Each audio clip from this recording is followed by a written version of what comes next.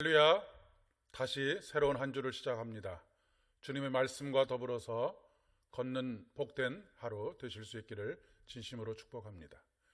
오늘은 시편 86편 사무엘상 9장 27절에서 10장 8절, 그리고 고린도후서 6장 14절로 7장 1절까지의 말씀 중에서 특별히 시편 86편의 말씀을 중심으로 해서 곤고함 속에 드리는 기도라고 하는 제목으로 함께 말씀을 나누려고 합니다. 하나님께서 우리에게 주시는 말씀은 시편 86편 1절부터 17절까지의 말씀 중에서 1절부터 4절까지의 말씀을 봉독하도록 하겠습니다.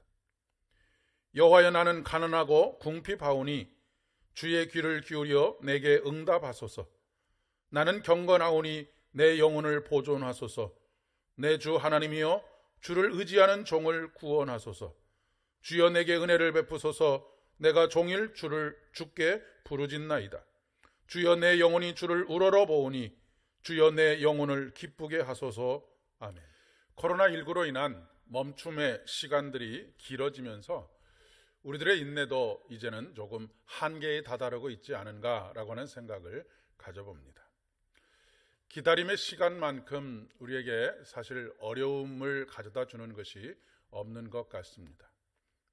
제게도 어려운 시간들이 있었습니다. 그때마다 묵상하던 말씀이 바로 시편의 말씀입니다. 그 중에서도 다윗의 시편은 다른 어떤 시편보다도 위로의 힘이 있고 새로운 소망으로, 그리고 또한 찬송으로 이끌어가는 힘이 있는 것을 깨닫게 되었습니다. 그는 그의 감정을 있는 그대로 솔직하게 하나님 앞에 내어놓는 데에는 아주 탁월한 것 같습니다. 그리고 있는 그대로 내어놓는 그를 하나님께서 어루만지시고 위로하시고, 또한 그로 인해서 탄식과 눈물의 기도가 필경에는 기쁨과 감사의 찬양으로 변화되어지는 것을 보게 되기 때문에 그렇습니다. 시편 86편은 다윗의 시편입니다. 그는 지금 깊은 고난 가운데 있습니다. 그의 형편은 가난하고 궁핍하다라고 하는 말로 표현되어져 있습니다. 물론 말 그대로 가난하고 궁핍하다라고 하는 의미로도 받아들일 수 있겠지만, 의지할 곳이 아무 곳에도 없다라고 하는 의미로도 해석이 되어집니다. 그는 사람에게서 그 어떤 도움도 받을 수 없는 그런 상황 속에 있었습니다. 만약 어떤 사람이 다윗을 도와주려고 하면 오히려 그가 그 일로 인해서 해를 당할 처지에 빠지게 될 것이기 때문에 그렇습니다. 그는 언제 붙잡혀 죽을지 모르는 그런 상황 속에 놓여져 있었습니다. 그러나 그는 절망 속에서도 희망을 잃지 않고 있는 모습을 오늘 말씀을 통해서 확인할 수가 있습니다. 시편 86편은 1절부터 17절까지의 말씀이 있는데, 그 말씀은 크게 세 가지 부분으로 나눌 수가 있습니다. 1절부터 7절까지의 말씀은 고난 중에 부르짖음입니다. 그리고 8절부터 13절까지의 말씀은 주의 권능을 찬양하는 고백을 담고 있습니다. 그리고 마지막 부분인 14절로 17절의 말씀에서 위협으로부터의 구원을 호소하고 있는 모습을 보게 됩니다. 누구나 고난 중에 기도할 것 같은데 그렇지 않습니다. 아무도 도와줄 리가 없을 때 하나님께 손을 내밀 것 같은데 참 이상하게도 그렇지 않습니다. 나름대로 자신의 방법을 찾고 해결해 보려고 노력합니다. 코로나19의 상황 속에서 마찬가지가 아닌가 싶습니다. 분명 지금은 기도해야 할 때임에도 불구하고 기도하는 사람들을 찾아보기가 어렵습니다. 모두가 각자의 방법으로 이 어려움들을 극복해 가는데 동분서주하고 있지만 그렇게 효과적이지 못한 것 같습니다. 물론 함께 모이기 어려운 상황이기 때문이기도 하지만 그동안 우리가 개인의 골방이 없었기 때문은 아닐까라고 생각이 됩니다. 이 시편은 다윗의 개인적인 탄원시입니다. 다윗은 나는 경건하오니 나를 구원하소서라고 간구하고 있습니다.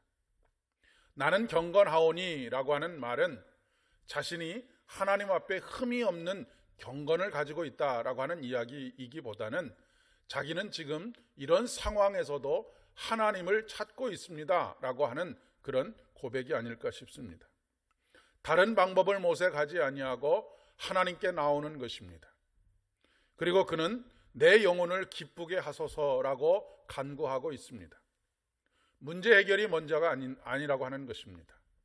문제 앞에 무릎을 꿇지 않고 오히려 평안 가운데 하나님을 신뢰하고 찬양할 수 있도록, 그로 말미암아 마음의 평안과 기쁨이 넘쳐날 수 있도록 해달라고 간구하는 것입니다.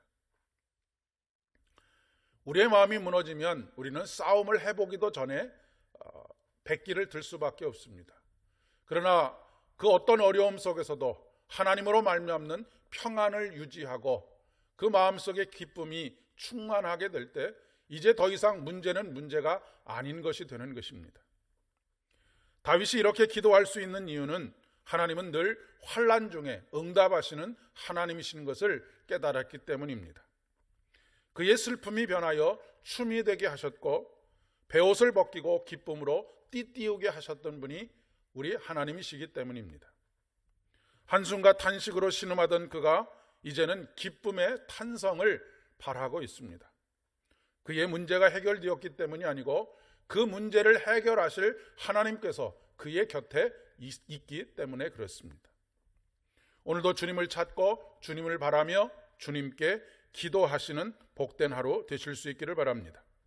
한숨과 탄식을 기쁨의 탄성이 되게 하시는 하나님께로 나오시기를 바랍니다. 그러면 반드시 승리하게 하실 것입니다. 함께 기도하겠습니다.